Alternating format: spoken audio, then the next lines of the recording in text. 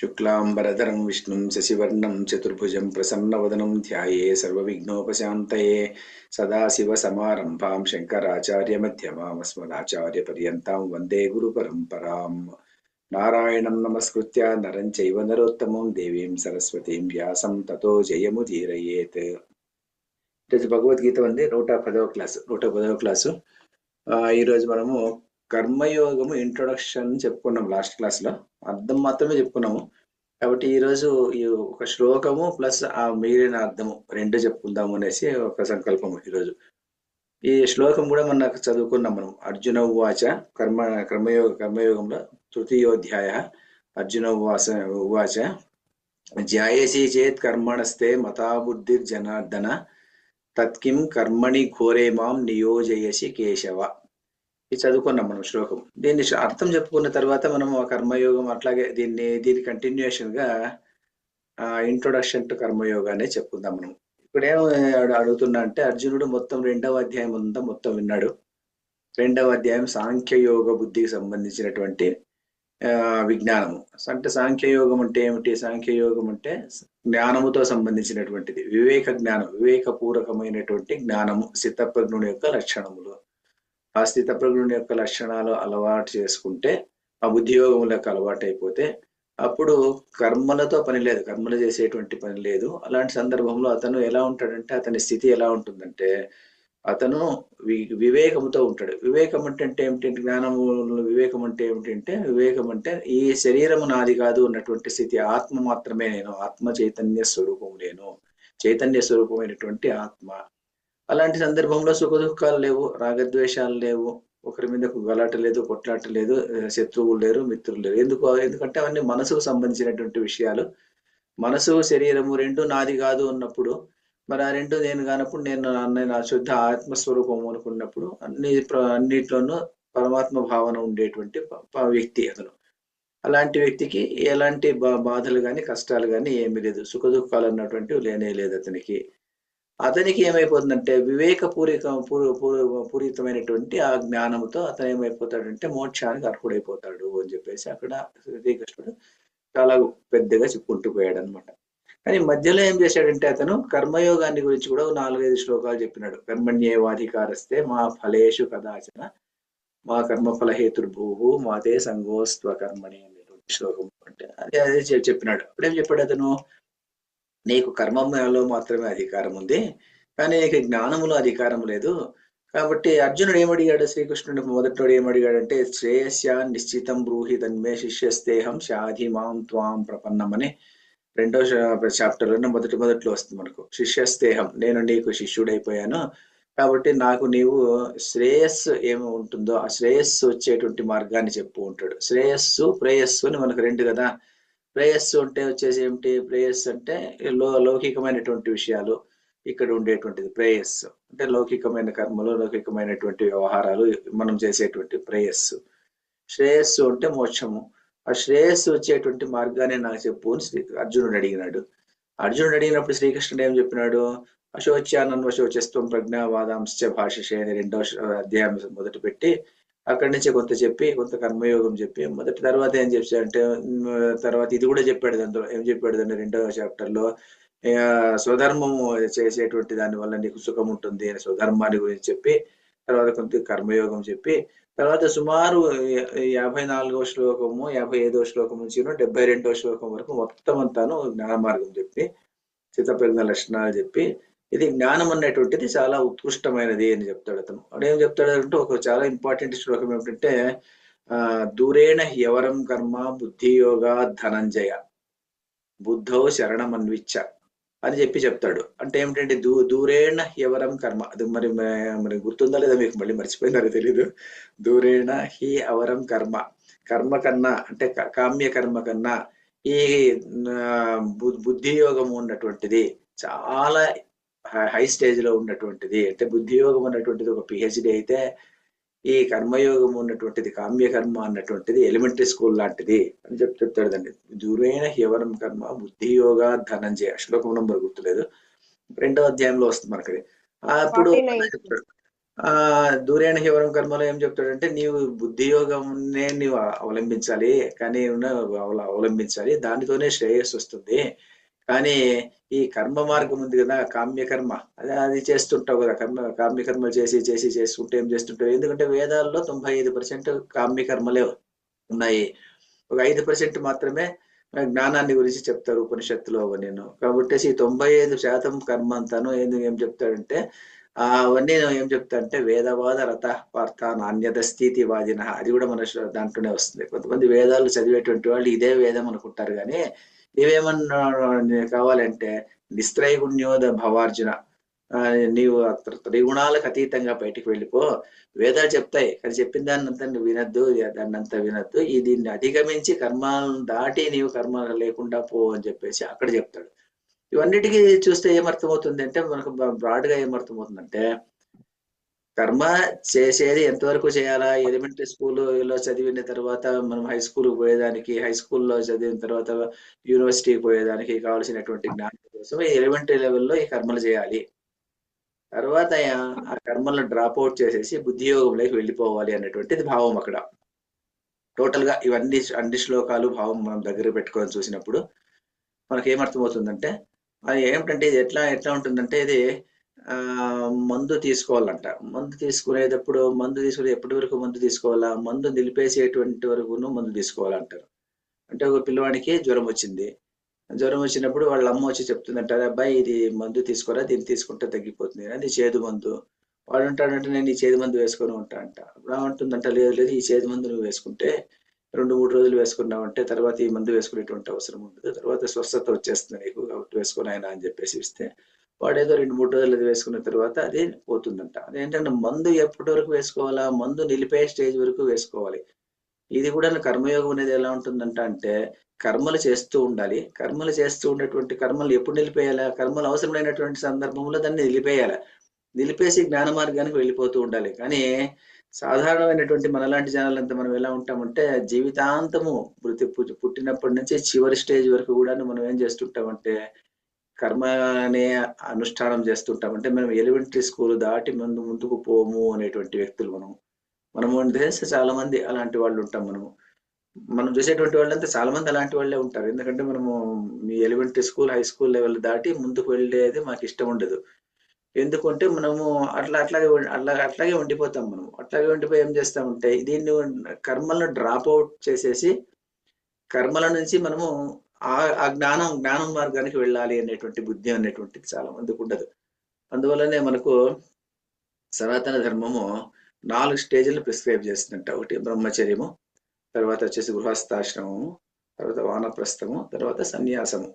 మనకు రఘువంశం బుక్ తీసుకుంటే, రఘువంశంలో కాళిదాస్ రాసినటువంటి పుస్తకంలో తీసుకుంటే దాంట్లో ప్రసిద్ధమైనటువంటి శ్లోకం ఉంది. దాంట్లో ఏం చెప్తారంటే, రాజులు ఎలా ఉండేటువంటి వాళ్ళు, అంటే రఘువంశంలో ఉన్నటువంటి రాజులు ఎలాంటి వాళ్ళు అంటే, వాళ్ళు ఏం చెప్తారంటే, రఘువంశంలో ఉన్నటువంటి వాళ్ళు చిన్నప్పుడు బాగా వేద బ్రహ్మచర్య స్టేజ్ లో ఉన్నప్పుడు బాగా వేదాధ్యయనం అవన్నీ చేసేటువంటి వాళ్ళు, 64 కళలు నేర్చుకునేటువంటి వాళ్ళు, గృహస్థాశ్రమంలో వాళ్ళు గృహస్థ ధర్మాలన్నీ పాటించేటువంటి వాళ్ళు. తర్వాత కొడుకుకు ఎప్పుడైతే కొడుకు పుడతాడో అప్పుడు వెంటనే వాళ్ళు ఏం చేసేటువంటి వాళ్ళు అంటే ఆ రాజ్యాన్ని కొడుకు ఇచ్చేసేసి, అంత రాజ్యాన్ని వాళ్ళు సంపాదించినటువంటి అంత రాజ్యాన్ని తుచ్చంగా భావించి దాన్ని అలా ఇచ్చేసేసి వీళ్ళు వనాలకు వెళ్ళిపోయేటువంటి వాళ్ళు అని చెప్తారు. అంటే వనాలకు వెళ్ళిపోవడం అంతే. ఇంకా వెళ్ళిపోవడం అంటే మరి ఆలోచన ఇంకేం లేదు అక్కడ. వనాలకు ఎందుకు వెళ్ళిపోతారంటే ప్రిపరేటరీ ఫర్ ముక్తి కోసము. అప్పుడు మెడిటేషన్ పీరియడ్ ఇదండి. ఈ మెడిటేషన్ పీరియడ్ కోసం వాళ్ళు వెళ్ళిపోయేటువంటి వాళ్ళు. అది వ్యవస్థ, మనకు ఉండేటువంటి వ్యవస్థ. అంటే మరి కర్మయోగము ఎలా చేయాలంటే, కర్మయోగము అంత ఏజ్ వరకు చేయాలి. ఇప్పటి స్టేజ్‌లో మనం అంటే ఒక 60 ఏళ్ల వరకు ఆ కర్మయోగం చేసిన తర్వాత ఈ కర్మయోగం అయిపోయింది అక్కడ. డ్రాప్ ఔట్ చేసేసి రెడీ ఫర్ వానప్రస్థాశ్రమం వెళ్ళిపోవాలి. వెళ్ళిపోయేసి ఇప్పుడు ఏం చేయాలంటే, కొడుకుకు కూతుర్లకు యూ షుడ్ గివ్ ఎంపవర్మెంట్ అంటాం కదా! ఎంపవర్మెంట్ ఇచ్చేసి మనం వెళ్ళిపోవాలి. మనం ఎన్ని రోజులైనా వాళ్ళ ముందర కూర్చొని ఉంటే అట్లా వాళ్ళకు బేజారు, అది మనకు కష్టము ఉన్నట్టుగా అయిపోతుంది కదా! అందువల్ల వెళ్ళిపోవాలి అని చెప్తారు దాన్ని. కానీ మనం ఎవరు వెళ్తున్నాము, ఎవరు వెళ్ళరనమాట. అంత మనస్థైర్యం ఉన్నటువంటి వాళ్ళు లేరు. అందువల్లనే మనం ఈ కర్మలోనే ఉంటాం. చనిపోయేంత వరకు కూడాను జ్ఞానయోగం అనేటువంటి దానికి వెళ్ళము. జ్ఞానయోగం ప్రసక్తే మనకు రాదు. వానప్రస్థాన్ని మర్చిపోతాం. మళ్ళీ సనాతన ధర్మం అంటాము. మన హిందూ ధర్మం అంటాం, అన్ని అంటాం, కానీ అందులో ఉన్నటువంటి 2 వ్యవస్థలు పూర్తిగా మనం వదిలిపెట్టేసినాం. ధర్మ అర్థ కామ మోక్షాల్లో ధర్మము కొద్ది గొప్పగా చేస్తుంటాము, అర్థము కామము బాగా అనుభవిస్తాము, మోక్షం అన్న వాటి గురించి ఆలోచనే చేయమన్నమాట మనం. సో ఇలాంటి పరిస్థితి మంది. అందువల్ల ఇక్కడ ఏమైపోయిందంటే ఈ కర్మయోగం అన్నటువంటిది అలాగే ఉంటుంది ఎలిమెంటరీ స్కూల్ లెవెల్. ఈ కర్మయోగం అలా చేస్తూ పోతుంటే ఏమైపోతుందంటే అది బుద్ధి యోగానికి ఇట్ విల్ లీడ్ టు బుద్ధి యోగము అంటాడు.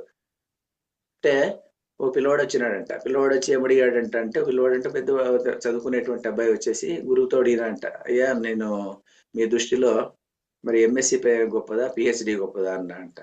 పిహెచ్డి గొప్పది అన్నా అంట గురువు. మరి అయితే నేను నన్ను ఏం చేయమంటావు అన్నా అంట. నువ్వు ఎంఎస్సి చేయన్నా అంట అతను. అంటే నువ్వు ఎంఎస్సి, మరి మీరేమో నువ్వు పిహెచ్డి గొప్పదన్నారు, మరి నన్ను ఎంఎస్సిలో ఎందుకు చేరమన్నారు అంటే అతను అలా అడిగినట్టుగా ఉంటుంది అర్జునుడి ప్రశ్న అంటారు ఇక్కడ. ఈయన అర్జునుడి ప్రశ్న ఎలాంటి ప్రశ్న వేస్తున్నాడంటే ఇక్కడ ఆయన వేసేటువంటి ప్రశ్న ఇలాంటిది వేస్తున్నాడు చూడండి. జాయేసి చేత్ కర్మణస్తే మతా బుద్ధిర్ జనార్దన. అంటే ఏమిటి? జనార్దన, ఓ జనార్దన, శ్రీకృష్ణ పరమాత్మ, నీవు కృష్ణ కర్మణ అంటే ఇక్కడ జాయసి చేత్ కర్మణ తే, ఇక్కడ ఇట్లా జాయసి చేత్ కర్మణ తే అని విడి తీసుకోవాలి ఇక్కడ. ఆ కర్మణ అంటే కర్మల కంటే బుద్ధి బుద్ధి బుద్ధి అనేటువంటి బుద్ధి అంటే బుద్ధి జ్ఞానము, బుద్ధి యోగము అంటే సాంఖ్య బుద్ధి యోగము మేము కనిపిస్తుంది అనుకుందాం. దీన్ని బుద్ధి యోగము జాయసి చేత్ గొప్పదయ్యేటట్టు విషయంలో అనుకునే పక్షంలో జాయసి అంటే గొప్పది, జాయసి చేత్ ఈ కర్మల కన్నా ఈ బుద్ధి అన్నటువంటిది జాయసి చేత్ గొప్పది అని మత నీ యొక్క మతం అయితే, నీ యొక్క మతం అంటే రిలీజియన్ అని కాదు, నీ యొక్క మతం అయితే అంటే ఇట్ ఈస్ యువర్ ఫీలింగ్ అని నీ ఒకవేళ నీకు అది అనిపిస్తే అలాంటి సందర్భంలో జాయసి చేత్ కర్మణస్తే, తే అంటే నీకు, తే మత నీ యొక్క మతము అలాంటిదైతే కర్మల కన్నా బుద్ధి అన్నటువంటిది జాయసి చేతు గొప్పది అని నీవు అనుకునే పక్షంలో ఓ జనార్దన అలాంటప్పుడు కిం కర్మణి ఘోరే మాం నియోజయసి కేశవ, ఓ కేశవ, కింద కేశవ, మాం అంటే నన్ను, తత్కిం కిం ఎందువల్ల మాం అంటే నన్ను, ఘోరే అంటే ఘోరమైనటువంటి ఘోరే అంటే గోరి అంటాం కదా ఇంగ్లీష్ లో, ఆ గోరి అన్నటువంటిది ఘోరే అన్నటువంటిది చాలా దగ్గరగా ఉంటుంది. సో ఈ ఘోరే కర్మణి, ఈ ఘోరమైనటువంటి కర్మ ఎందుకు ఘోరం అంటున్నాడు అర్జునుడు అంటే అతన్ని చెప్తుండేదేమి, నీవు నీ స్వధర్మం అనుసరించి నువ్వేం చేయాలి, నీవు యుద్ధం చేయి అని చెప్పినాడు. అతన్ని 2-3 సార్లు చెప్పినాడు. యుద్ధాయ యుజ్యస్వ అని చెప్పినాడు. యుద్ధాయ యుజ్యస్వ, నీ యుద్ధం కోసం యుద్ధం లేచి కర్తవ్యాన్ని పాటించు అని చెప్తాడు. అందువల్ల ఘోరమైనటువంటి కర్మలో నన్ను ఎందుకు నియోగిస్తున్నావు అని అడుగుతున్నాడు ఇతను. అది అర్జునుడి యొక్క ప్రశ్న. జాయసి చేత్ కర్మణస్తే, అర్జునుడు ఏమి విన్నాడు? అర్జునుడికి కర్మయోగము చెప్పాడు ఇతను కృష్ణుడు, జ్ఞానయోగము చెప్పినాడు. చెప్పిన తర్వాత ఏమన్నాడు? దేనివల్ల శ్రేయస్సు వస్తుంది అంటాడు. అతడు అర్జునుడు అడిగినదేమో శ్రేయస్సు కావాలని అడిగినాడు. కృష్ణుడు ఏమన్నాడు? బుద్ధి యోగంతో మాత్రమే శ్రేయస్సు వస్తుంది అంటాడు. వివేకపూరితమైనటువంటి వైరాగ్యంతో మాత్రమే నీకు ఇది ఏమొస్తుంది, మోక్షం వస్తుంది అంటాడు. ఎందుకంటే ఏషా బ్రాహ్మీ స్థితి పార్థ అని చెప్పి చివరి శ్లోకం 72వ శ్లోకం. కాబట్టి ఇది బ్రాహ్మీ స్థితి. నైనాం ప్రాప్య విముహ్యతి స్థిత్వాస్యామంతకాలేపి బ్రహ్మ నిర్వాణం రుచ్యతి అంటాడు అక్కడ. ఇది ఒక కొద్ది సరిపోయే లోపల కొద్ది కాలం ఉన్నప్పటికీ కూడాను నీకు మోక్షం వస్తుంది అక్కడ చెప్పేస్తాడు క్లియర్ గా. చెప్పిన తర్వాత ఏమంటాడు ఇక్కడ? చెప్పిన తర్వాత మ్యూట్ కాలేదు అని చెప్పేసి చివరికి ఏం చెప్తా అంటే అలా చెప్పేసి నీకు మోక్షం ఉన్నటువంటిది బుద్ధియోగంతో వస్తుంది అని చెప్తాడు. మరి ఇతను ఏమంటాడంటే నన్ను తత్కిం కర్మణి ఘోరే మాం నియోజయసి కేశవ, ఎందుకు నాకు ఇలా నియోగిస్తున్నావు అంటాడు. ఇలాంటి శిష్యుడు అయితే ఎలాగైతే నన్ను ఎంఎస్సి గొప్పదా పిహెచ్డి గొప్పదా అన్నప్పుడు పిహెచ్డి గొప్పది అని చెప్పిన పిహెచ్డిలో ఎందుకు వేయకుండా నన్ను ఎంఎస్సి పొమ్మంటావు అన్నట్టుగా ఉంది ఇతని క్వశ్చన్ అనేసి ఇక్కడ ఉన్నటువంటి అభిప్రాయం. ఇక్కడ అంటే ఏమిటంటే ఇక్కడ అర్జునుడు ఇది విన్నాడు, కర్మయోగము విన్నాడు, జ్ఞానయోగము విన్నాడు. మరి జ్ఞానయోగంతోనే మోక్షం వస్తుంది అన్నటువంటి విషయం కూడా కృష్ణుడు చెప్పినటువంటి విషయం అతనికి తెలిసింది. కానీ ఈ రెండిటికి ఉన్నటువంటి లింక్ అతనికి అర్థం కాలేదు. ఎందుకంటే కర్మయోగం చేసిన తర్వాత కర్మయోగం నుంచి పారంపర్యంగా బుద్ధియోగం వస్తుంది, ఆ బుద్ధియోగం నుంచి మోక్షం వస్తుంది అన్నటువంటి విషయాన్ని సరిగా అర్థం చేసుకోలేకుండా పోయాడు అని చెప్పేసి వ్యాఖ్యాతలు రాస్తారు. దీనికి ఈ శ్లోకానికి వ్యాఖ్యాతలు ఏం రాస్తారంటే పర్టికులర్గా శంకరాచార్యులు ఏం రాస్తారంటే అర్జునుడు చాలా కన్ఫ్యూజ్ అయ్యాడు అని రాస్తారు అతను. దీన్నే అర్జునుడు కన్ఫ్యూజ్ ఎందుకు అయ్యాడంటే ఇతను కర్మ వల్ల నన్ను బుద్ధి వల్ల బుద్ధి జ్ఞానం వల్ల అంటే సాంఖ్య బుద్ధి యోగం వల్ల మాత్రమే మోక్షం వస్తుంది అని నీవు చెప్పినప్పుడు ఈ ఘోరమైనటువంటి కర్మలను నన్ను ఎందుకు నియోగిస్తున్నావు అని ఈ వరడ్లోనే ఉంది. ఘోరము అని అంటున్నాడు ఇక్కడ. అంటే ఏమిటి అర్జునుడి మనసులో ఏముంది, ఇంకా యుద్ధము ఉన్నటువంటిది ఘోరము. ఆ ఎందుకు ఘోరము, నేను యుద్ధం చేస్తున్నాను కాబట్టి ఆ యుద్ధంలో నేను ఎంతో మందిని చంపాలా, ఘోరమైనటువంటి యుద్ధము అంటే నేను అన్నటువంటి భావన ఇంకా అతనికి ఉంది అక్కడ. నేను చంపుతున్నాను, నువ్వెవరు చంపడానికి శ్రీకృష్ణుడు అప్పుడే చెప్పేశాడు. మరి ఇక్కడ చావడం ఎవరు లేరు, బతికేది ఎవరు లేదు అని చెప్పేసి అతను చెప్పేస్తున్నాడు అక్కడ. చెప్పేసి శ్రీకృష్ణుడు చాలా క్లియర్ గా చెప్పినాడు. ఏం చెప్పినాడు, దేహినోస్మిన్ యథాదేహే కౌమారం యవ్వరం జర తథా దేహాంతర ప్రాప్తి ధీరస్తత్ర నముహ్యతి అని చెప్పుకొని తర్వాత ఏమంటాడంటే నత్వేవాహం నాతు జాతం నత్వం నేమే జనాధిప అవన్నీ చెప్పుకుంటూ వచ్చి నేను ఎవరు పుట్టింది లేదు, చచ్చింది లేదు, మరణించింది లేదు, మరణం లేదు, పుట్టుక లేదు, ఇవన్నీ చెప్పినాడు అతను. చెప్పిన తర్వాత ఈయనేమంటున్నాడు, ఘోరమైనటువంటి కర్మ అంటున్నాడు. ఇంకాను అంటే ఇతని బుద్ధి ఇంకా ఎక్కడుంది అంటే ఇంకా ఇదంతా విన్నప్పటికీ కూడాను ఆ స్టేజ్కి అతనికి రాలేదంటే అర్జునుడుకు ఇంకా అప్పటికి ఇంకాను ప్రవృత్తి మార్గంలోనే ఉండేటువంటి ఆ శక్తి ఉంది, కానీ నివృత్తి మార్గం లేకపోయేటువంటి అధికారం అతనికి ఇంకా లేదు అన్నటువంటి భావన ఇక్కడ తెలిసిపోతుంది అనమాట. అందువల్ల శ్రీకృష్ణుడు ఏమన్నాడు, ఇతనికి ఎలాగూ తెలుసుకునేటువంటి యోగ్యత లేదు, మరి ఆ స్థితికి అంటే ఇప్పుడే మోక్ష మార్గానికి వెళ్ళేటువంటి స్థితి అర్జునుడికి లేదు. కాబట్టి ఆయన ఏం చెప్పాడంటే నువ్వు కర్మ చెయ్యి, కర్మ చేస్తూ ఉంటూ కర్మను కర్మయోగంగా చెయ్యి అని చెప్పడం ఈ కర్మయోగంలో ఉన్నటువంటి ఈ చాప్టర్ లో ఉన్నటువంటి ముఖ్యమైనటువంటి ఉద్దేశం. కర్మను కర్మయోగంగా చేయాలి. కర్మ అంటే ఏమి, కర్మయోగం అంటే ఏమిటి? కర్మ అంటే కేవలం మనం చేసేటువంటి కర్మలు, కామ్య కర్మలు ఉంటాం కదా.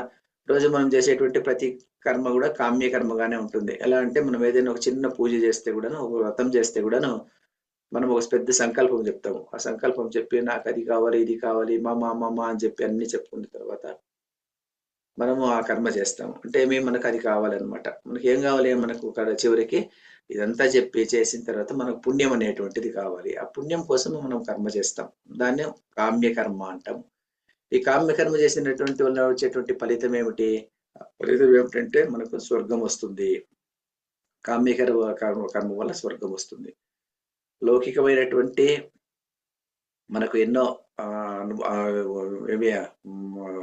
ఉపయోగాలు వచ్చి చివరికి స్వర్గం వస్తుంది. స్వర్గం వచ్చిన తర్వాత ఏమవుతుంది అంటే స్వర్గంలో రెండు ముఖ్యమైనటువంటి డిసడ్వాంటేజెస్ చెప్తారు కదా, డిసడ్వాంటేజెస్ చెప్తారు. ఏమిటంటే రెండు, ఒకటి వచ్చేసి సాతిశయత్వము ఉంటాం. దీన్ని సాతిశయత్వం అనేటువంటి టెక్నికల్ వర్డ్స్ శంకరాచార్యుడు ఇవన్నీ యూజ్ చేస్తారు. ఎందుకంటే భాష్యం అదంతా నేను చదవలేదు, ఎందుకంటే 4 పేజీల భాష్యం రాశాడు ఆయన దీనికి. అది చెప్తే మనము 4 పేజీల భాష్యం చెప్పుకోవాలంటే మనకు సుమారు 8-9 రోజులు పడుతుంది. అందువల్ల అది కట్ చేసేసి నేను 2 ఇంట్రొడక్షన్ పోర్షన్స్ లో చెప్పేద్దాం అనుకుంటే అందుకోసము. ఆయన ఏమిటంటే సాతిశయత్వ దోషము అనేది ఉంటుందంట దాంట్లో. సాతిశయత్వ దోషం అంటే ఏమిటంటే ఒకడు మనం స్వర్గానికి వెళ్తాము, ఎందుకంటే ఇది అయిన తర్వాత ఎన్ని పుణ్యం చేసి ఉంటాం కదా, ఎన్నో కామ్య కర్మలు చేసి స్వర్గానికి వెళ్తాము. స్వర్గానికి వెళ్ళిన తర్వాత స్వర్గంలో ఉండేటువంటి దోషం ఏమిటంటే సాతిశయత్వ దోషము. అది దానికి ఎగ్జాంపుల్ ఏం చెప్తారంటే, దానికి ఒకడు ఉంటాడంట, వాడు ఒక లక్షాధికారి. వాడు వీళ్ళ ఎంతో మంది కన్నా చాలా డబ్బు ఉండేవాడు.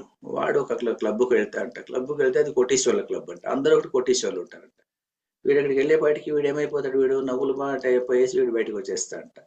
సో అలాగే ఉంటుందంట. స్వర్గంలోకి వెళ్ళినప్పుడు స్వర్గంలో ఉన్నటువంటి వాళ్ళు చాలా మంది ఇంకా మనకంటే చాలా గొప్ప గొప్ప వాళ్ళు అక్కడ కూర్చోంటే మనకు ఆ ఉన్నతమైనటువంటి స్థానం రాకపోయేపటికి అక్కడ ఆ బాధ అన్నటువంటిది మళ్ళీ అక్కడ ఉంటుందంట. ఏమిటంటే అయ్యో నేను ఎంతో పుణ్య కర్మలు చేశాను, ఎన్నో వ్రతాలు చేశాను, ప్రతి వారము మన సత్యనారాయణ వ్రతం చేశాను, మరి ఇక్కడికి వచ్చాను. ఇక్కడికి వచ్చిన తర్వాత నాకంటే ఇంకా పుణ్యం ఉన్నటువంటి వాళ్ళు, ఇంకా గొప్ప గొప్ప వాళ్ళకి ఇంకా బాగా మంచి స్థానాలు ఉన్నాయి, నాకు తక్కువ స్థానం ఉంది అనేటువంటి బాధపడతాడంట.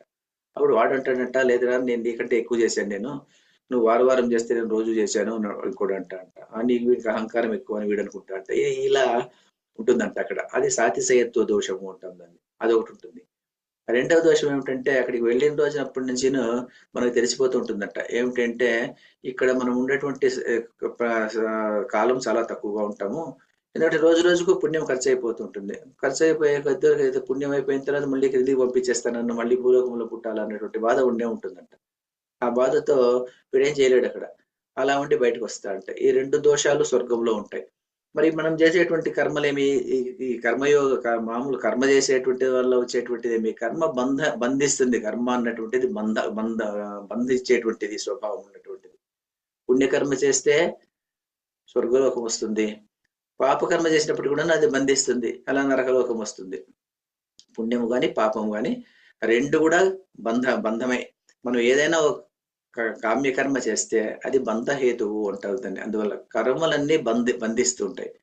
ఆ బంధన లేకుండా ఉన్నటువంటి కర్మలు చేయాలి అని చెప్పేసి శ్రీకృష్ణుడు కర్మయోగము అన్నటువంటి చాప్టర్ లో చెప్తాడు. ఏమిటంటే అది 2వ చాప్టర్ లో కూడా అదే చెప్పినాడు ఆయన. కర్మణ్యేవాధికారస్తే మా ఫలేషు కదాచన. ఆ ఫలం మీద యోచన పెట్టకుండా నువ్వేం చేయాలా? మాతే సంగోస్త్వ అకర్మణి. అకర్మణి అంటే నేను ఇంకేం కర్మలు చేయకుండా ఊరికే కూర్చుంటాను అన్నటువంటి బుద్ధి నీకొద్దు. నువ్వు నేను ఊరికే ఉంటాను, కర్మలే చేయను అన్నటువంటి బుద్ధి నీకు ఉండకూడదు. ఏదో పని చేయాలి. కానీ దాన్ని ఎలా చేయాలి? ఫలాపేక్ష లేకుండా చేయాలి.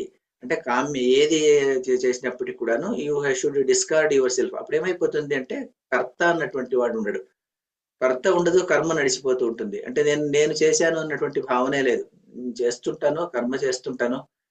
కానీ ఆ కర్మ చేసేటువంటి సందర్భంలో అందులో వచ్చేటువంటి ఫలము నాకు కావాలి అనే సంకల్పంలో చెప్పుకోం మనం. ఊరికే పరమేశ్వర ప్రీత్యర్థం అని చెప్పుకునేసి ఆ కర్మ చేసేయడం అంటే అంతే. సత్యనారాయణ వ్రతం చేసినప్పుడు ఇవన్నీ చెప్పుకోకూడదు.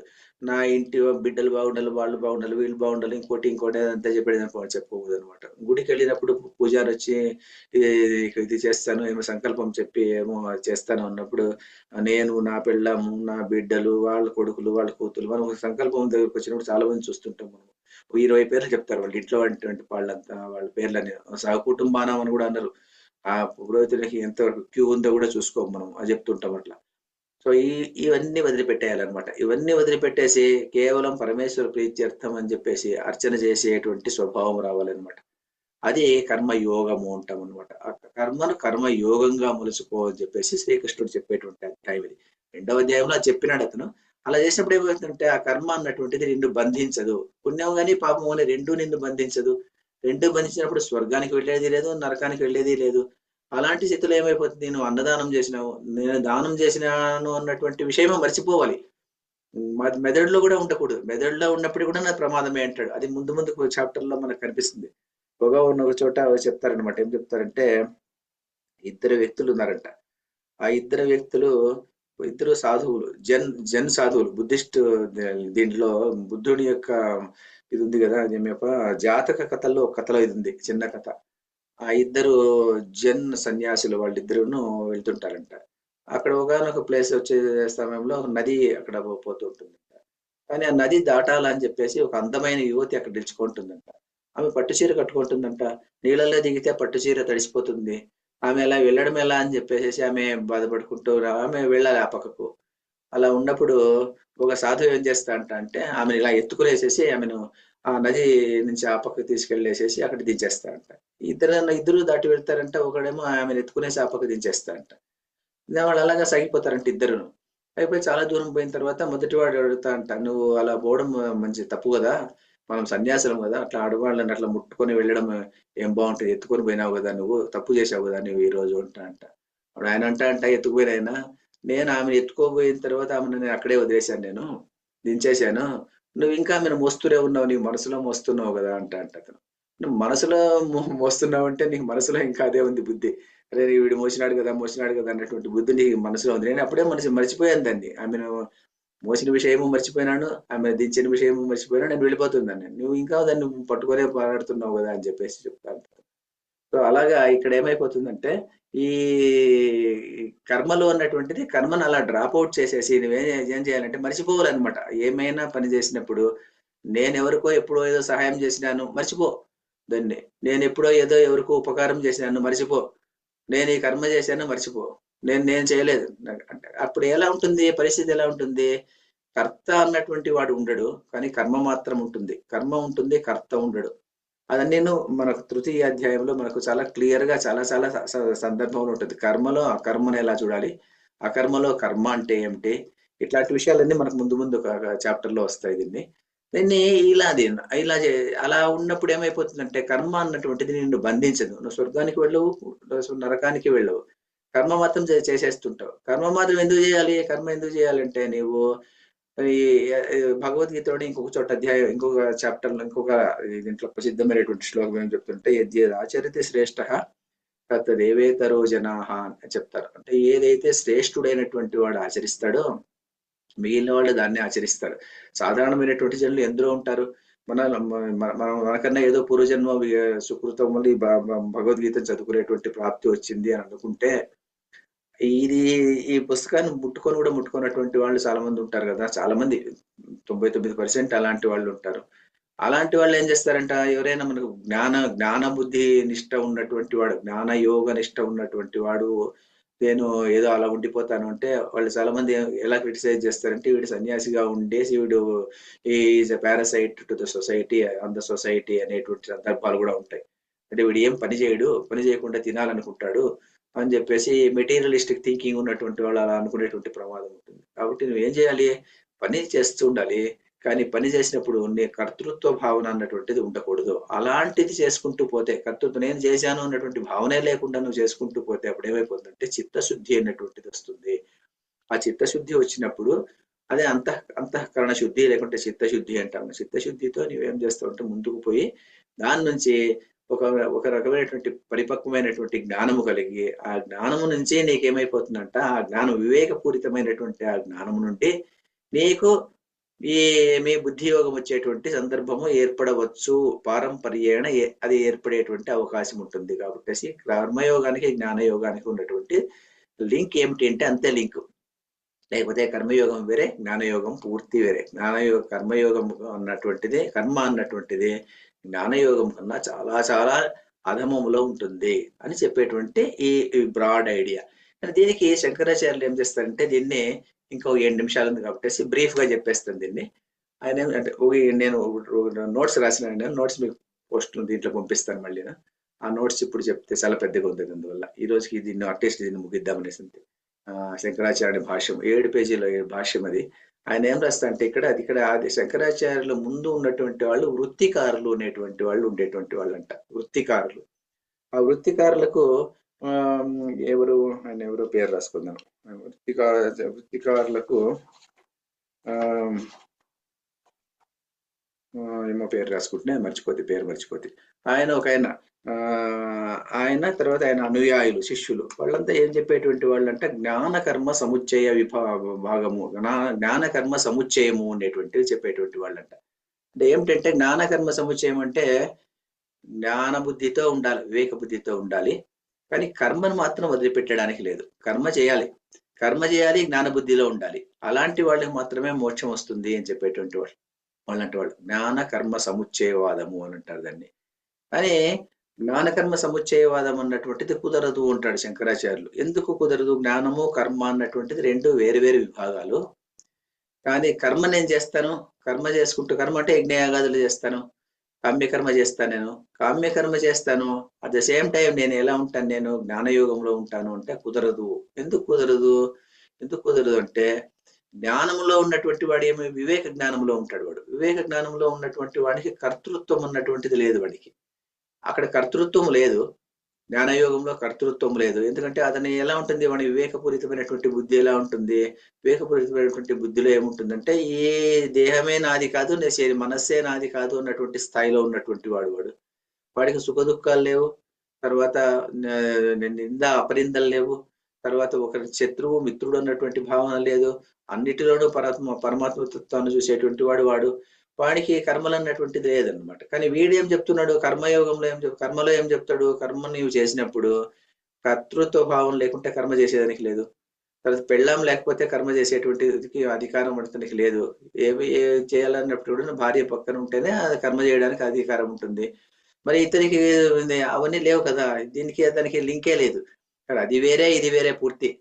జ్ఞానానికి కర్మకు సంబంధం లేదు. జ్ఞానం ఉన్నటువంటిది ఉత్కృష్టమైనటువంటి దశలో ఉంటుంది, ఇది చాలా నీచమైన దశలో ఉంటుంది. ఇది చాలా అధమం, అంటే ఇది వెరీ వెరీ ఇన్ఫీరియర్, అది వెరీ వెరీ సుపీరియర్ స్టేజ్ లో ఉండేటువంటిది జ్ఞానము.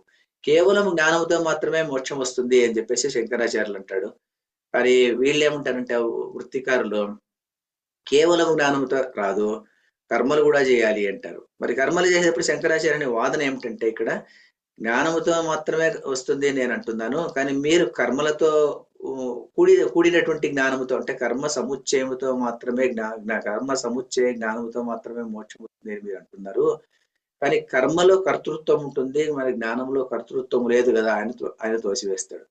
అప్పుడు దానికి ఆయన పూర్వపక్షం ఉంటాడు. ఆయన ఏం చెప్తారంటే ఆయనే ఇలా మీరు అప్పుడు వాళ్ళు ఏం చెప్తారంటే వృత్తికారులు అప్పుడు ఉన్నటువంటి సమకాలీకులు. అందువల్ల శంకరాచార్యుడు వచ్చినప్పుడు ఆయన ఎన్నో మతాలను ఖండించుకుంటూ పోయాడంటే ఇది కూడా ఒకటి. వీళ్ళు వృత్తికారులను ఖండిస్తాడు అతను. ఆ వృత్తికారులు అప్పుడేమంటారంటే శంకరాచార్యునితో ఆర్గ్యుమెంట్లు ఏమంటారంటే వాళ్ళు అలా కాదు, మేము శ్రౌత కర్మలను మాత్రమే వద్దన్నాము, స్మార్త కర్మలను వద్దనలేదు అని వాళ్ళు అంటారు. శ్రౌత స్మార్త కర్మలు అనేటువంటి భేదం పెడతారు వాళ్ళు. అప్పుడు శ్రౌత కర్మ కూడా ఏమైపోయింది, శ్రౌత కర్మలు అంటే ఏమిటి అంటే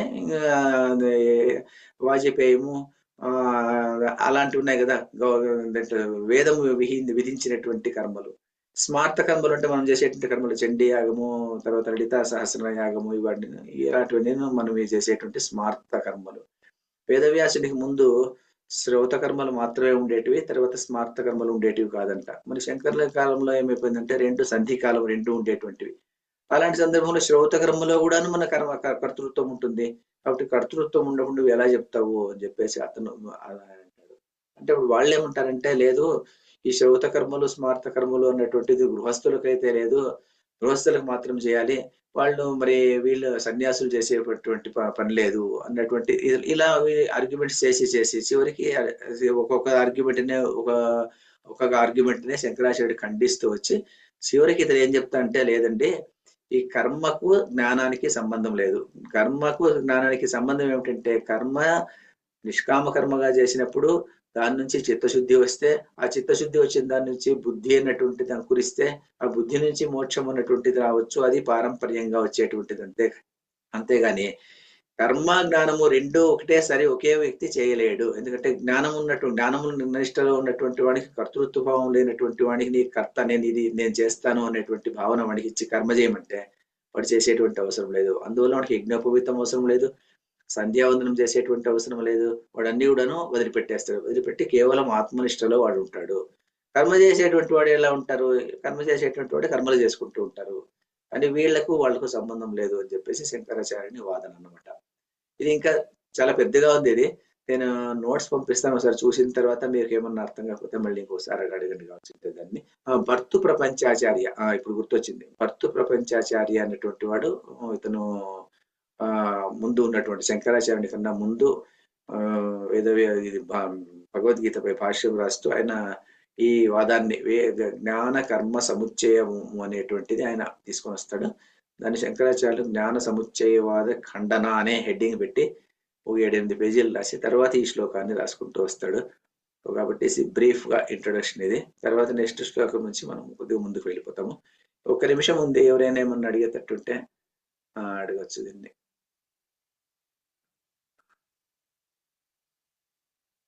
జ్ఞానకర్మ సంశయం ఇంకా ఒక నిమిషం ఉంది ఈరోజు.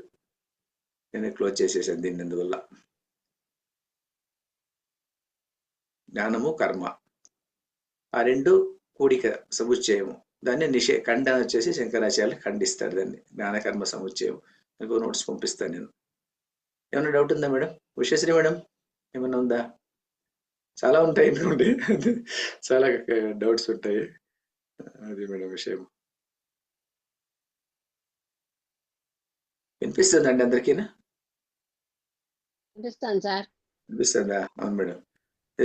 నెక్స్ట్ క్లాస్ నుంచి 2వ శ్లోకానికి వెళ్ళిపోదాం మేడం, ఎందుకంటే దీన్నే పట్టుకుంటే చాలా ఎక్కువైపోతుంది.